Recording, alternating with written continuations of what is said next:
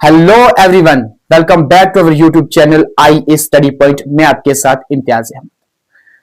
Dear, आइए 10th class के civics का चैप्टर नंबर 5 है जिसका नाम है आउटकम्स ऑफ डेमोक्रेसी। अगर आप 10th क्लास के बोर्ड के स्टूडेंट्स हैं तो ये चैप्टर 2 मार्क्स का आता है, तो डेफिनेटली आप सही सोच रहे हैं। तो यहां से क्वेश्चन तो नहीं देखने को मिलेगा क्योंकि शॉर्ट आंसर टाइप कम से कम 3 मार्क्स का क्वेश्चन आता है पैटर्न में। इस चैप्टर को हम डिटेल में डिस्कशन करेंगे कि यहां से अगर एमसीक्यूज आए तो एक नंबर भी आपकी नजर से साइड ना हो, डेफिनेटली एक मार्क्स भी आपको छूटना नहीं चाहिए। तो इस चैप्टर में हम क्या डील करेंगे डियर? पहला जो इसका टॉपिक है फंक्शन ऑफ डेमोक्रेसी, कि डेमोक्रेसी के फंक्शंस क्या हैं। सेकंड, इस चैप्टर में क्या डील करेंगे? What comes outcomes we expected democracy, क्या हम डेमोक्रेसी से क्या एक्सपेक्ट करते हैं, क्या जो डेमोक्रेसी है वो हमारे जो एक्सपेक्टेशन है क्या उसको फुलफिल कर पाते हैं। अगर हमने डेमोक्रेसी को एक्सेप्ट किया है, छोड़ के मोनार्की को, डिक्टेटरशिप को, तो हमें उससे क्या बेनिफिट मिलेगा। आज इस चैप्टर में सीखेंगे कि डेमोक्रेसी हमने जो इंडिया ने एक्सेप्ट की है तो उससे क्या बेनिफिट देखने को मिलेंगे। कई कंट्रीज डेमोक्रेसी के मुकाबले में, जैसे मोनार्की है, डिक्टेटरशिप है, वो बहुत एडवांस में है इकोनॉमिकली हर लिहाज से। तो क्या हमें डेमोक्रेसी जो हमने एक्सेप्ट किया है क्या वो हमने गलत किया है? तो हम इस चैप्टर में सीखेंगे हमने क्या सही किया है कि या गलत किया है। इसका फर्स्ट जो टॉपिक है हम डील करते हैं why democracy is better form of government, कि डेमोक्रेसी जो हमने एक्सेप्ट की है वो बेटर फॉर्म ऑफ गवर्नमेंट क्यों है। इसके कुछ पॉइंट्स हैं वो आप समझेंगे। पहला पॉइंट क्या है? It promotes equality among citizens. मतलब समझ गए होंगे कि ये क्या करता है, अमंग्स सिटीजन्स के दरमियान में इक्वलिटी बिल्ड करता है। हर इंसान को इक्वल नजर से देखा जाता है। हमारा फंडामेंटल राइट भी है, राइट टू इक्वलिटी। हम हिंदू हो, मुस्लिम हो, किसी कास्ट से भी हो, कोई भी जेंडर हो, हम सब उसको इक्वल रिस्पेक्ट देते हैं, इक्वल समझते हैं। सेकंड पॉइंट क्या देखने को मिलेगा? It improves the quality of decision making.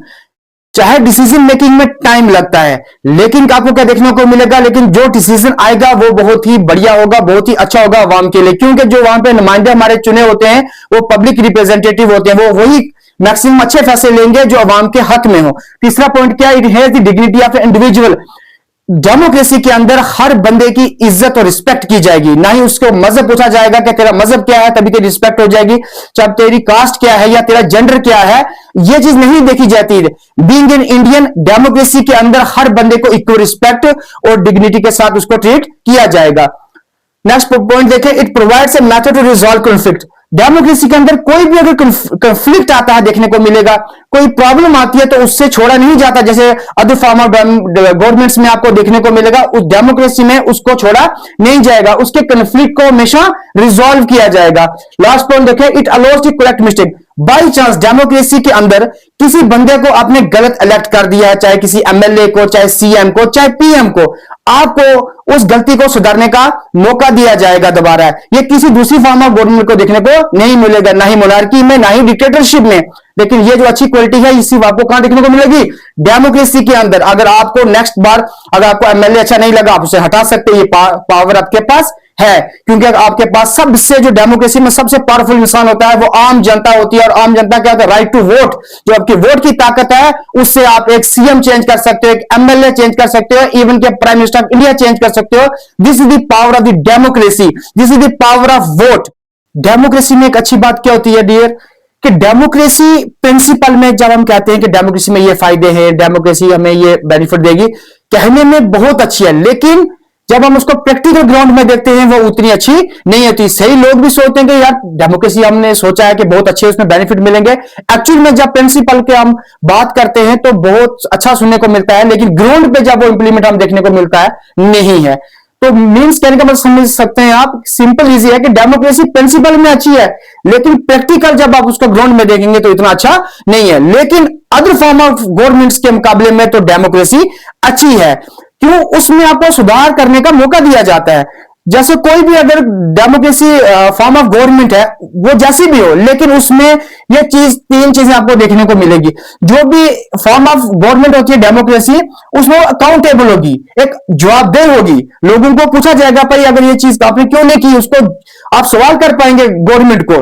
आप भी देखें, आप अपने एमएलए को सवाल कर पाते हैं, आप अपने सीएम को सवाल कर पाते हैं, आप अपने पीएम को सवाल कर पाते हैं। ये जो बेनिफिट्स मिले हैं ये डेमोक्रेसी में देखने को मिलेंगे, अदर फॉर्म ऑफ गवर्नमेंट में देखने को नहीं मिलेंगे। सेकंड क्या है? रिस्पॉन्सिबल। वो कोई भी काम होगा या कुछ भी नुकसान होगा, कुछ भी डिस्प्यूट देखने को मिले, उसका वो क्या होगा? रिस्पॉन्सिव होगी, उसको कोशिश करेगी उसको ठीक करने की, छोड़ने देगी। और थर्ड वन क्या होता है, लेजिटिमेट, एक वैल्यूएबल, एक भरोसे वाली गवर्नमेंट देखने को मिले, क्योंकि हम ही इलेक्शन के प्रोसेस से अपना रिप्रेजेंटेटिव चुनते। फर्स्ट टॉपिक इसमें क्या था, अकाउंटेबल। मैंने आपको क्या बताया, डेमोक्रेसी के अंदर जो गवर्नमेंट होती है वो हमेशा किसको अकाउंटेबल होती है, पीपल्स को। ये एमसीक्यूज यहां से भी आपको देखने को मिलेगा कि जो गवर्नमेंट किसको अकाउंटेबल होती है डेमोक्रेसी के अंदर, लोगों को, क्योंकि उनको जवाब देना होता है इलेक्शन के बाद 5 साल में आपने क्या काम किया, क्या जो आपने मैनिफेस्टो लाया था, जो वादे किए थे लोगों से, क्या वो उस पर आप पूरा उतरे नहीं उतरे। अगर वो काम दिखाएंगे तो नेक्स्ट टाइम उनको मैंडेट मिलने के चांसेस है, नहीं तो मैंने आपसे भी बात की है कि पावर लोगों के हाथ होती है, जनता पावरफुल होती है डेमोक्रेसी में, तो उसको हटाएंगे। सो नेक्स्ट टॉपिक पॉइंट देखें, इसमें पीपल क्या करते हैं, अपने रिप्रेजेंटेटिव के बिहाफ पे काम करते हैं। हमने एक रिप्रेजेंटेटिव इलेक्ट करके भेजा, पार्लियामेंट में भेजा, असेंबली में भेजा, वो क्या जो हमें चीज की जरूरत है वो हमारी बात वहां रखेंगे, हमारे जो काम होंगे वो पूरा करेंगे बिहाफ एक रिप्रेजेंटेटिव। हमारे जो आइडियाज हैं, हमें जो चीज की जरूरत है, वो हमारा पब्लिक रिप्रेजेंटेटिव पार्लियामेंट में हो या असेंबली में हो, वो हमारी बात रखेगा। और इसमें क्लियर ट्रांसपेरेंसी होती है कि आवाम को पता होता है कि क्या काम आए हैं, कितना पैसा आया है, कहां पे खर्च हुआ है, नहीं हुआ। लेकिन ये दूसरी फॉर्म में आपको नहीं देखने को मिलेगी गवर्नमेंट के अंदर कि कहां से कोई ना बताएगा, ना कोई पूछने वाला है। क्योंकि डेमोक्रेसी में आप पूछ सकते हैं कि आपने क्या काम किया है। सो इसमें जो डेमोक्रेटिक गवर्नमेंट का एक डिफरेंस देखें और एक नॉन डेमोक्रेटिक गवर्नमेंट में क्या फर्क है। डेमोक्रेटिक गवर्नमेंट मानता हूं मैं, चाहे लेस एफिशिएंट है, टाइम लगता है as compare to non democratic में quick and efficient decision making होता है, जल्दी काम होता है। उससे किसी को पूछना नहीं पड़ता है कि आप क्या ये काम करूं या ना करूं। उनको जो फैसला उसने लेना हो एकदम से फैसला ले सकते हैं, डिक्टेटरशिप में हो, मोनार्की में हो, उससे दूसरे सलाह मशवरे की जरूरत नहीं है। लेकिन डेमोक्रेसी गवर्नमेंट में बहुत सारे इश्यू होते हैं, क्योंकि अकाउंटेबल है, वो आंसरेबल है किसको, लोगों को। अगर जैसे कोई एक जंग का मामला आ जाता तो एकदम से हम दूसरी कंट्री पे जंग नहीं कर सकते, हमें अपने लोगों को भी देखना है कि उनकी जानों को भी बचाना है, रिसोर्सेज को हर तरह से हमें सोच समझ के फैसला लेना होता है, जल्दबाजी में फैसला नहीं ले सकते। चाहे उसकी अपोजिशन पार्टी हो चाहे रूलिंग पार्टी हो, मिलजुल कर एक फैसला लेते हैं, अपनी मर्जी वो नहीं कर सकते कि हमें मुझे पसंद आएगा तो मैंने सुबह जंग कर देना, तो ऐसा नहीं होता है। चाहे इसमें स्लो डिसीजन लिया जाता है, चाहे डिसीजन लेने में उनको टाइम लग जाता है, लेकिन जो डिसीजन निकलता है वो बेहतरीन निकलता है, क्योंकि अवाम के हक में निकलता है। So democracy is a based on the idea of deliberation and negotiation. हमें हमेशा इसमें अच्छी तरह से बातचीत करके अवाम के हक के लिए बात की जाती है हमेशा। सेकंड जो इसकी है, गवर्नमेंट कौन सी होती है, रिस्पॉन्सिव होती है। डेमोक्रेटिक गवर्नमेंट कौन सी होती है, रिस्पॉन्सिव भी होती है। Democracy is a responsive government because it respond according to the people, एक रिस्पॉन्सिबल होती है। आप समझ सकते हैं सिंपल सी बात कि जो लोगों की नीड होती है उसको फुलफिल करना गवर्नमेंट का काम होता है डेमोक्रेसी के अंदर। और इसमें क्या होता है, through democracy falls short some time of expectation responding to basic need. कम आप ये नहीं सोचते कि हमें एक दिन में ताजमहल चाहिए तो गवर्नमेंट हमें ताजमहल दे देगी बनाकर, इसमें चाहे टाइम लगता है, लेकिन जो बेसिक नीड है, जो बेसिक आवाम की जरूरत है, चाहे हॉस्पिटल होगी, एजुकेशन होगी, रोड इंफ्रास्ट्रक्चर हो गया, पानी हो गया, वो उनको प्रोवाइड करने की कोशिश करते हैं। आस्ता आस्ता उनको बेटर से बेटर की तरफ जाने की कोशिश होती है। सेकंड लास्ट देखिए, इसमें कौन से लेजिटिमेट, एक भरोसेमंद आप गवर्नमेंट डेमोक्रेसी में देखने को मिलेगी, एक ट्रस्ट वर्दी जिसपे आप गवर्नमेंट के ऊपर भरोसा कर सकते हैं। क्यों? क्योंकि इसमें रेगुलर इलेक्शन होते हैं और आप जिन लोगों को इलेक्ट करते हैं वही इलेक्शन जीतकर आपके लिए कानून बनाते हैं, आपके लिए लॉज बनाते, क्योंकि आपका रिप्रेजेंटेटिव, आप जिसने जो बंदा जिसको आपने वोट दिया है वो एक एमएलए होगा, एक सीएम को कैंडिडेट बना रहे हैं, एक पार्टी को मेजोरिटी में जिता कर, तो वो आप ही की सरकार हुई। तो उसमें चाहे टाइम लग सकता है, लेकिन एक स्लो हो सकती है, लेकिन लेस एफिशिएंट नहीं मान के सकते, क्योंकि आप ही ने चुना है। तो आपको अब अच्छा हो या बुरा हो, आप उसको 4-5 साल तक आपको झेलना पड़ेगा। सो इसमें एक चीज और है, democracy is A legitimate form of government chosen by the people. हमें ये तो मौका मिलता है ना कि कम से कम अगर ये चीज अच्छी नहीं लगी तो हमारे पास सेकंड ऑप्शन तो है। देखिए, सो इकोनॉमिक ग्रोथ एंड डेवलपमेंट, क्या हमने डेमोक्रेसी को एक्सेप्ट किया है, क्या उससे हमारी कंट्री की ग्रोथ होगी या अच्छी डेवलपमेंट होगी? आइए हम इस टॉपिक में डील करते हैं। देखो, डेमोक्रेसी में जो आवाम होती है वो अपनी गवर्नमेंट से क्या चाहती है कि गुड गवर्नेंस हो, अच्छी सरकार बने, आवाम के लिए फायदा हो और हमारी इकोनॉमिक ग्रोथ हो, मतलब कंट्री की बहुत ज्यादा डेवलपमेंट देखने को मिले इकोनॉमिकली। लेकिन इकोनॉमिक ग्रोथ है वो डेमोक्रेसी में बहुत कम देखने को मिली है as compare to dictatorship, as compare to monarchy. जैसे डाटा हमारे पास 1950 से लेकर 2000 तक, इसके अंदर आपको क्या देखने को मिला है कि जो डेमोक्रेटिक गवर्नमेंट है उसके मुकाबले में जो डिक्टेटरशिप गवर्नमेंट है वो ज्यादा इकोनॉमिकली स्ट्रांग है हर लिहाज से। क्या हम इकोनॉमिकली को चीज देखकर, एक पैसे को देखकर, क्या हम डेमोक्रेसी को छोड़ सकते हैं कि वहां पे डिक्टेटरशिप लाए अपनी कंट्री में? क्या डेमोक्रेसी में खाली एक इकोनॉमिकली चीज ही रह गई है? क्या ये सोचना हमारे लिए अच्छा है कि हमने डेमोक्रेसी को अपनाया है तो उससे हमें नुकसान हो रहा है, हमारी डेवलपमेंट नहीं हो रही है? तो ऐसा सोचना बेवकूफी है देर। क्यों? इकोनॉमिक ग्रोथ जो होती है किसी भी कंट्री की वो कुछ मेजर फैक्टर पर आधारित है, अफेक्ट होता है, उसकी वजह से आपको देखने को मिलेगा। कौन कौन से? जैसे कंट्री की पॉपुलेशन, एक कंट्री में 10 लाख पॉपुलेशन है, एक कंट्री में 50 करोड़ पॉपुलेशन है, तो सोचें कि उसको मैनेजमेंट करना, उसके रिसोर्सेज को फुलफिल करना कितना टफ होता है। एक घर में 2 बच्चे हैं, एक घर में 50 बच्चा है, तो 50 बच्चे का खाना, उसकी मेंटेनेंस डील करना आसान है या फिर 2 बच्चे का? डेफिनेटली 2 बचूंगा। इसी तरह से पॉपुलेशन का साइज डिपेंड करता है किसी कंट्री के ऊपर। दूसरा देखेंगे ग्लोबल कंडीशंस, देखेंगे कि वहां की कंडीशंस कैसी हैं, क्या वो एग्रीकल्चर फील्ड के लिए अच्छा है, नहीं अच्छा है, टेम्परेचर कैसा है, वो चीजें भी मैटर करती हैं। रिसोर्सेज भी मैटर करते हैं, कई जगह पे आपको सोना देखने को मिलता है, कई जगह पे पेट्रोल देखने को मिलता है, तो वो नेचुरली कंट्री डेवलप हो जाती है। इस बिना के ऊपर क्या बोलेंगे, नहीं जी डेमोक्रेसी में अब गरीबी आ रही है, दूसरी कंट्री के मुकाबले में हमें बेनिफिट नहीं मिल रहे, तो हम डेमोक्रेसी को छोड़, इतनी अच्छी अच्छी बातें हमें डेमोक्रेसी में देखने को मिली है, तो हम डेमोक्रेसी को कुछ चीज पॉइंट ऑफ व्यू से हम साइड नहीं कर सकते। और एक कंडीशन और देखिए, जो भी पोर कंट्रीज हैं, चाहे डिक्टेटरशिप हो चाहे डेमोक्रेसी हो, उन दोनों में आप जो डेवलपमेंट देखेंगे वो इक्वल ही देखने को मिलेंगे, हल्का सा उसमें थोड़ी सी चेंजिंग देखने को मिलेगी। नेक्स्ट टॉपिक देखिए, reduction of inequalities and poverty. Democracy में हर इंसान चाहता है कि इक्वलिटी हो। हाँ भाई, डेमोक्रेसी ने हमें इक्वलिटी दी है, लेकिन हर बंदा सोचे कि हमें इकोनॉमिकली इक्वलिटी मिले, वो नहीं मिल सकती है डियर। इकोनॉमिकल इक्वलिटी तो डेमोक्रेसी में मुश्किल है, हाँ, लेकिन पॉलिटिकल इक्वलिटी दी गई है। अब सर समझ नहीं यार आप क्या कह रहे हैं डियर, सिंपल समझिए, डेमोक्रेसी के अंदर पॉलिटिकल इक्वलिटी दी गई है, राइट टू वोट दिया गया है। राइट टू इक्वलिटी समझ रहे होंगे आप, हर बंदे की एक वोट है और 1 वोट इक्वल टू 1 वैल्यू है। आपके वोट की भी वैल्यू वही है, चाहे गरीब हो चाहे एक अमीर हो। अंबानी है तो उसके भी वोट की एक ही है और एक ही वैल्यू है।